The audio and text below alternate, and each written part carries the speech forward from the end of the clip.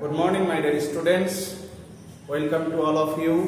Our online class from Irulia High School. I am Samuel Bari, your English teacher.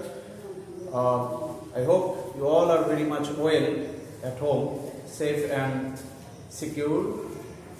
So my dear students, you all know we have started already our online classes, and we hope you will get much important classes from our experienced teachers. All the teachers of our schools are very much experienced, and they are very much careful about you. So I will discuss about an important topic. You know, right form of the verbs. It's a very important topic in all classes. So I think I should discuss it about 2 or 3 parts because it's a huge discussion. So my dear students, I will discuss 7 to 8 rules today in part 1, and I hope you all will follow the class very attentively. So let's start our class. আমি এখানে প্রথমে একটা rule number লিখে ফেলেছি, সেটা হচ্ছে যে সেন্টেন্সে যদি সাবজেক্ট থার্ড পারসন এবং সিঙ্গুলার নাম্বার হয় তাহলে প্রেজেন্ট ইনডিফিনিট টেন্সের ক্ষেত্রে মেইন ভার্বের পর এস বা এস যোগ করতে হয়। তো রাইট ফর্ম অফ দ্য ভার্বসে ভালো করার জন্য টেন্সের স্ট্রাকচারগুলো মুখস্থ করতে হবে। কারণ এখানে দেখো প্রেজেন্ট ইনডিফিনিট টেন্সের কথা চলে আসছে, আবার কি চলে আসছে, পারসন এর কথা চলে আসছে, সিঙ্গুলার নাম্বারের কথা চলে আসছে। তাহলে আমরা আগে দেখে নেব থার্ড পারসন সিঙ্গুলার নাম্বার কোনগুলো। হি, শি, ইট এবং নেমিং ওয়ার্ডগুলোকে আমরা সাধারণত থার্ড পারসন সিঙ্গুলার নাম্বার হিসেবে বিবেচনা করি। আর প্রেজেন্ট ইনডিফিনিট টেন্সের গঠন কি? আমরা জানি সাবজেক্টের পরে ভার্বের বেস ফর্ম বা প্রেজেন্ট ফর্ম বসলে সেটাকে আমরা বলবো প্রেজেন্ট ইনডিফিনিট টেন্স। তো এখানে একটা एग्जांपल আমি লিখেছি, Kamal drink tea. Kamal drink tea. এখন এই সেন্টেন্সটা প্রেজেন্ট ইনডিফিনিট টেন্সে আছে নিশ্চয়, এবং এই সেন্টেন্সের সাবজেক্ট কিন্তু third person singular number, naming word. এই সেন্টেন্সের সাবজেক্ট কিন্তু থার্ড পারসন সিঙ্গুলার নাম্বার, তাহলে এখানে যে ভার্বটা ব্র্যাকেটে আছে সেটার সাথে কি আমরা কি করব, এস বা ইএস যোগ করব, ড্রিঙ্কস। তাহলে এই রুল অনুযায়ী সেন্টেন্সটা প্রেজেন্ট ইনডিফিনিট টেন্সে হলে এবং subject third person singular number হলে আমরা ব্র্যাকেটে থাকা ভার্বের শেষে একটি এস অথবা ইএস যোগ করব। বুঝতে পেরেছি? আচ্ছা, থ্যাংক ইউ। আমরা 2 নম্বর রুলে যেটা করতে চাই সেটা হচ্ছে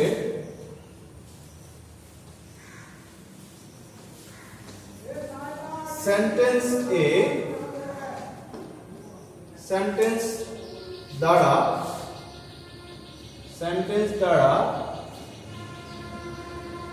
ইউনিভার্সাল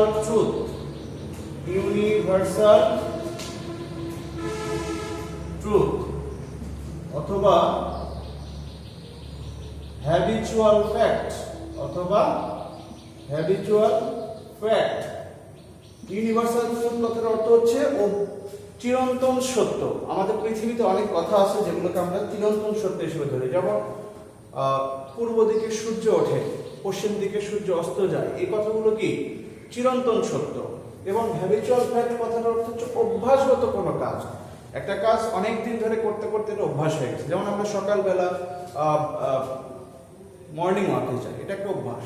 যেমন মা প্রত্যেকদিন সকালে কোরআন তেলাওয়াত করেন, এটা একটা অভ্যাসগত কাজ পরিণত হয়েছে।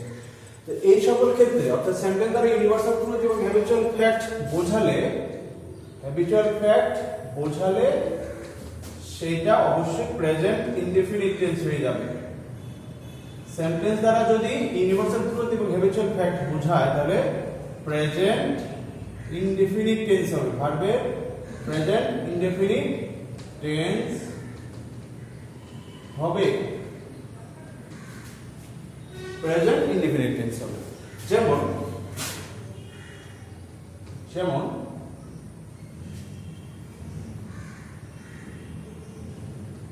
The sun the sun set in the west.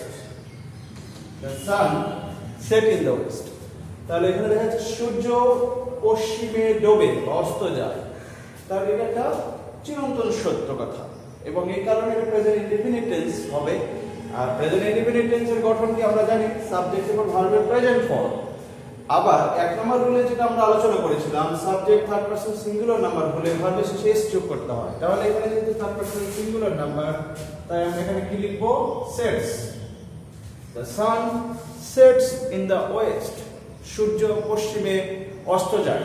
তাহলে প্রিয় শিক্ষার্থী বন্ধুরা, এখানে আমরা 2 নম্বর যে রুলটা আলোচনা করছি সেটা হচ্ছে সেন্টেন্স দ্বারা ইউনিভার্সাল ট্রুথ অথবা হ্যাবিচুয়াল ফ্যাক্ট বোঝালে অবশ্যই সেটাকে প্রেজেন্ট ইনডিফিনিট টেন্সে কি করতে হবে, ফর্ম গঠন করতে হবে। তাহলে এখানে the sun sets in the west. The sun sets in the west. ঠিক আছে, এটা হচ্ছে রুল নাম্বার 2 ছিল। Rule number 2। এরপরে আমরা 3 নাম্বার রুল আলোচনা করব। 3 নাম্বার রুলে যেটা আমরা আলোচনা করতে চাই, সেন্টেন্স এ টুডে, সেন্টেন্স এ today often, normally, generally,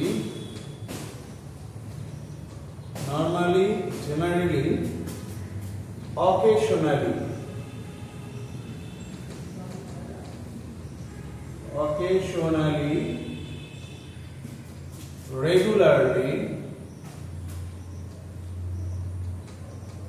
regularly, every day, প্রভৃতি শব্দ থাকলে, প্রেজেন্ট ইনডিফিনিট টেন্স হয়। প্রেজেন্ট ইনডিফিনিট টেন্স হয়। মাই ডিয়ার স্টুডেন্টস, আমি বিষয়টা আবারও রিপিট করছি। কোন একটা সেন্টেন্সে today, often, normally, generally, occasionally, regularly, everyday প্রভৃতি শব্দ যদি থাকে তাহলে সেইটা আমরা প্রেজেন্ট ইনডিফিনিট টেন্সে করব। প্রেজেন্ট ইনডিফিনিট টেন্সের গঠন আমরা এর আগেও বলেছি, সেটা হচ্ছে সাবজেক্ট এবং ভার্বের প্রেজেন্ট ফর্ম, তারপরে বাকি অংশ। তাহলে আমরা একটা एग्जांपल দেখি, সেটা হচ্ছে যে জেনারেলি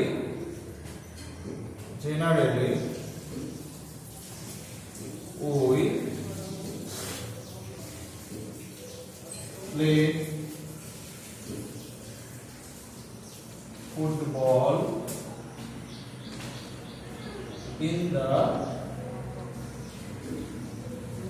afternoon. আমি এখানে একটা বাক্য লিখেছি, generally we play football in the afternoon. ব্র্যাকেটে ভার্বটা হচ্ছে প্লে। যেহেতু বলেছি প্রেজেন্ট ইনডিফিনিট টেন্স হবে, যদি এই শব্দগুলো থাকে তাহলে প্রেজেন্ট ইনডিফিনিট টেন্স হবে। সুতরাং সেই অনুযায়ী আমরা এখানে কি লিখব, প্লে লিখব, কারণ ভার্বের প্রেজেন্ট ফর্ম বসবে। আর যেহেতু subject first person plural number, এক্ষেত্রে আবার এস যোগ করতে কিন্তু হবে না। শুধুমাত্র প্রেজেন্ট ইনডিফিনিট টেন্সে তখনই ভাবে শেষে এস বা ইএস যোগ হবে যখন সাবজেক্টটা থার্ড পারসন সিঙ্গুলার নাম্বার থাকবে। ঠিক আছে, তো এরপরের যে রুলটা আমরা করব, rule number 4।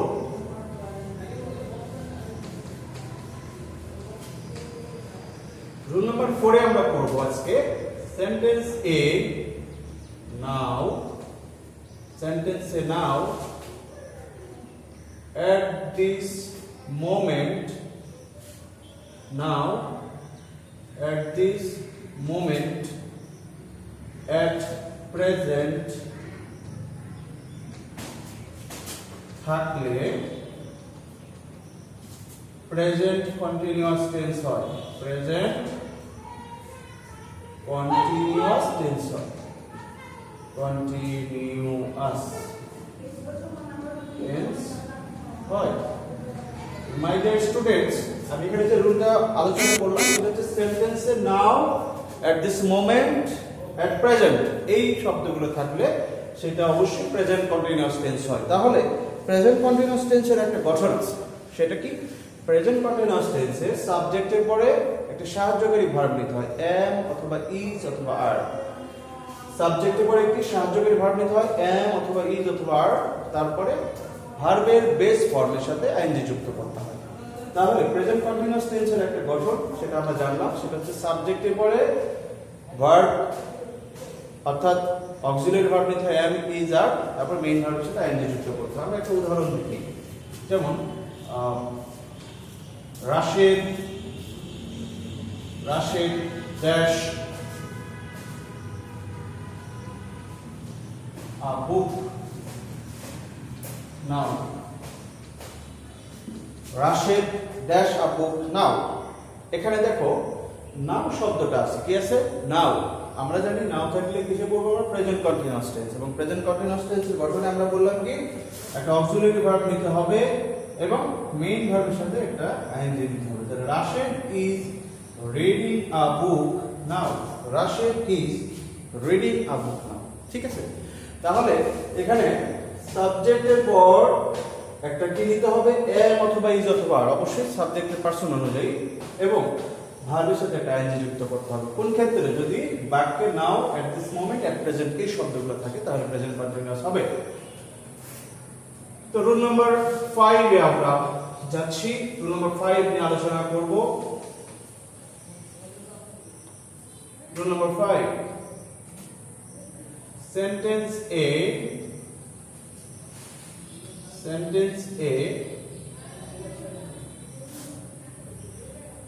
have, has, had থাকলে, have, has, had থাকলে মেইন ভার্ব এর, এমভি দ্বারা কি বোঝাচ্ছে? মেইন ভার্ব এর পাস্ট পার্টিসিপল ফর্ম বসে। পাস্ট পার্টিসিপল ফর্ম বসে। তাহলে কোন একটা বাক্যে বা কোন একটা সেন্টেন্সে যদি হ্যাভ, হ্যাজ, হ্যাড থাকে তাহলে মেইন ভার্বের পরে পাস্ট পার্টিসিপল ফর্ম আসবে। অর্থাৎ আমরা সংক্ষেপে বলি ভার্বের V3 ফর্ম। যেমন you have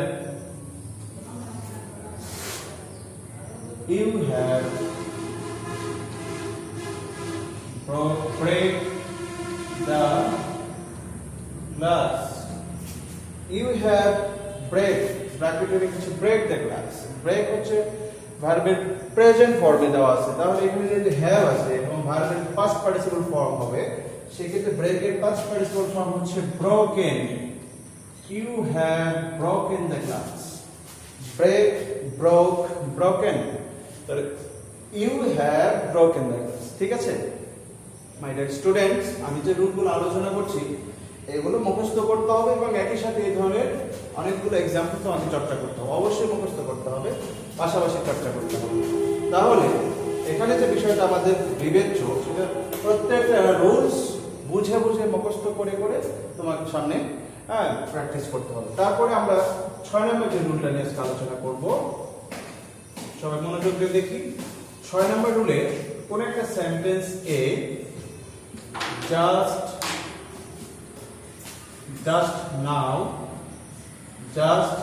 just now, already, recently, ever, yet প্রভৃতির শব্দ থাকলে, প্রভৃতি ওয়ার্ড থাকলে প্রেজেন্ট পারফেক্ট টেন্স হয়। প্রেজেন্ট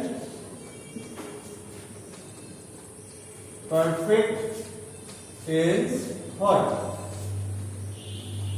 মাই ডিয়ার স্টুডেন্টস, আমি আবার রিপিট করছি যে কোন একটি সেন্টেন্সে just now, already, recently, ever, yet প্রভৃতি ওয়ার্ড থাকলে প্রেজেন্ট পারফেক্ট টেন্স হয়। তাহলে প্রেজেন্ট পারফেক্ট টেন্সের গঠন কি? প্রেজেন্ট পারফেক্ট টেন্সের একটা গঠন আছে, সেটা হচ্ছে সাবজেক্টের পরে হ্যাভ, হ্যাজ বসে এবং মেইন ভার্বের পাস্ট পার্টিসিপল ফর্ম বসে। তাহলে আমরা আবারও রিপিট করছি, প্রেজেন্ট পারফেক্ট টেন্সের গঠনটা হচ্ছে সাবজেক্টের পরে একটা হ্যাভ অথবা হ্যাজ এবং মেইন ভার্বের পাস্ট পার্টিসিপল ফর্ম বসে। মাই ডিয়ার স্টুডেন্ট, চলো আমরা একটা एग्जांपल দেখি। সেটা হচ্ছে she already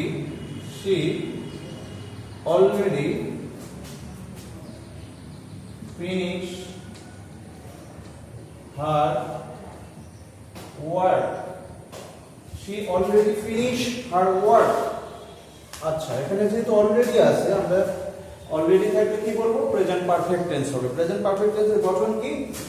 হ্যাভ অথবা হ্যাজ, মেইন ভার্বের পাস্ট পার্টিসিপল ফর্ম। তাহলে she already has finished her work. She already has finished her work. যেহেতু এই শব্দগুলো থেকে প্রেজেন্ট পারফেক্ট টেন্স হয়, তাহলে অলরেডি যেহেতু আছে, এই কারণে পারফেক্ট টেন্সের গঠন অনুযায়ী she হচ্ছে singular number, third person, has বসলো আর ভার্বের পাস্ট পার্টিসিপল ফর্ম হলো। তাহলে দেখা যাচ্ছে অলরেডি থাকার কারণে আমরা প্রেজেন্ট পারফেক্ট টেন্সে ফর্ম করলাম, ভার্বের প্রেজেন্ট পারফেক্ট টেন্সটা গঠন করলাম। ঠিক আছে, এরপর আমরা আরেকটি রুল নিয়ে আলোচনা করব, রুল নাম্বার 7। প্রত্যেকটা রুল তোমরা খাতায় উঠিয়ে মুখস্থ করে ফেলবা। রুল নাম্বার 7 এ যেটা আমরা করব, কোন একটা সেন্টেন্স এ এগো, long ago, yesterday,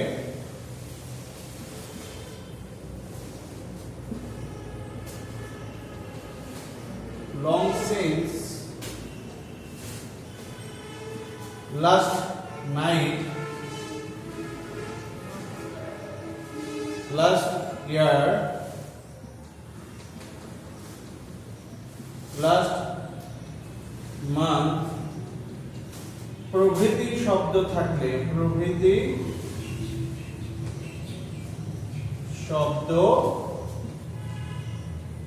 থাকলে মেইন ভার্ব এর পাস্ট ফর্ম বসে, মেইন ভার্বের পাস্ট ফর্ম হয়। তাহলে কোন একটা বাক্যে ago, long ago, yesterday, long since, last night, last year, last month, last week প্রভৃতি শব্দ থাকলে আমরা ভার্বের পাস্ট ফর্ম বসাবো। ভার্বের পাস্ট ফর্ম মানে হচ্ছে পাস্ট ইনডিফিনিট টেন্স, কারণ আমরা জানি কোন একটা বাক্যে সাবজেক্টে পড়ে ভার্বের পাস্ট ফর্ম থাকলে সেটা পাস্ট ইনডিফিনিট টেন্স হয়। তার মানে এখানে পাস্ট ফর্ম মানে পাস্ট ইনডিফিনিট টেন্স হচ্ছে, যেমন my father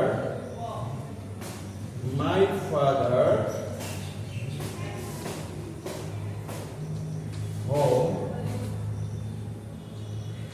last night. My father ব্র্যাকেটে come home last night, যেহেতু লাস্ট নাইট মানে হচ্ছে গত রাতে, একটা কাজ গত হয়ে গেছে, গত রাতে আমার বাবা বাড়িতে এসেছিলেন, তাই এখানে ভার্বের পাস্ট ফর্ম হবে কি? কেম। ভার্বের পাস্ট ফর্ম হবে কেম। মাই ডিয়ার স্টুডেন্টস, এই শব্দগুলো মুখস্থ করতে হবে তোমাকে অবশ্যই মুখস্থ করতে হবে, এবং সাথে এই শব্দগুলোর কারণে কি হবে মুখস্থ করে রাখতে হবে। তাছাড়া আসলে শুধু রিডিং করে তুমি বিষয়গুলো কিন্তু ভালো করতে পারবে না, মুখস্থ করতেই হবে।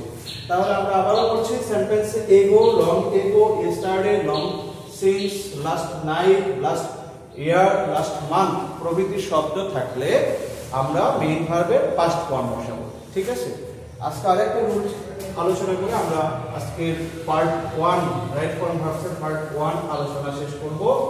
তো রুলটা আমরা একটু পড়ি। 8 নাম্বার রুল। রুল নাম্বার 8, কোন একটা সেন্টেন্স এ টুমরো,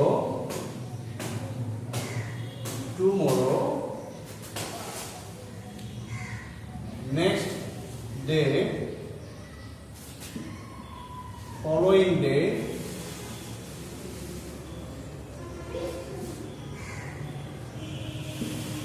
next month,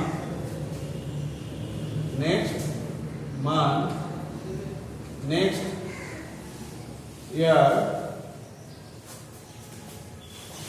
প্রভৃতি শব্দ থাকলে ফিউচার ইনডিফিনিট টেন্স হয়। ফিউচার ইনডিফিনিট টেন্স হয়। তাহলে এই শব্দগুলো দ্বারা সাধারণত ভবিষ্যৎ নির্দেশক শব্দ এগুলো। টুমোরো আগামীকাল, নেক্সট ডে পরের দিন, ফলোইং ডে পরের দিন, নেক্সট মান্থ পরের মাস, নেক্সট ইয়ার পরের বছর, এই শব্দগুলো সাধারণত কি বোঝাচ্ছে?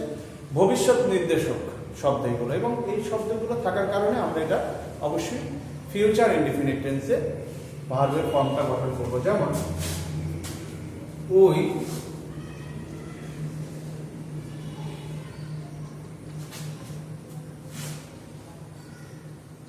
we travel Sylhet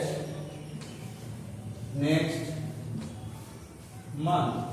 ট্রাভেল মানে ভ্রমণ করা। তাহলে আমরা নেক্সট মান্থে সিলেটে ভ্রমণ করব।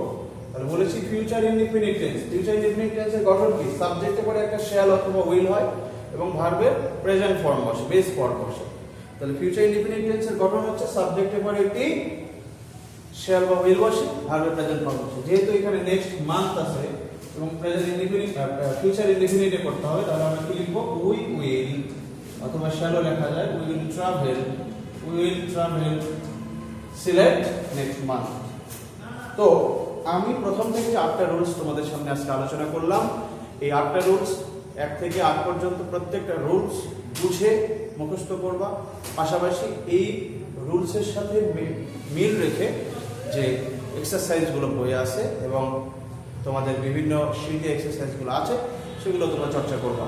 তাহলে আজকের যে অনলাইন ক্লাস আমি রাইট ফর্ম অফ ভার্বসের পার্ট 1 নিলাম। এই 8টা রুলস সবাই ভালোভাবে মুখস্থ করো, বুঝে বুঝে, এবং বাসায় বসে পড়াশোনার সাথে থাকো। আমাদের স্যাররা যে ক্লাসগুলো নিচ্ছে সেগুলো মনোযোগ দিয়ে দেখো। আশা করি তোমরা উপকৃত হবে। এবং আগামী নেক্সট ক্লাসে আমি তোমাদেরকে রাইট ফর্ম অফ দ্য ভার্বসের বাকি আরও 8 থেকে 10টা রুলস নিয়ে আলোচনা করব। সে পর্যন্ত সবাই খুব ভালো থাকো, সুস্থ থাকো এবং ঘরে থাকো। স্কুল না খোলা পর্যন্ত অনলাইন ক্লাসগুলো ফলো করো। সবার সুস্বাস্থ্য এবং দীর্ঘায়ু কামনা করছি। সবাইকে আবারও ধন্যবাদ। আল্লাহ হাফিজ।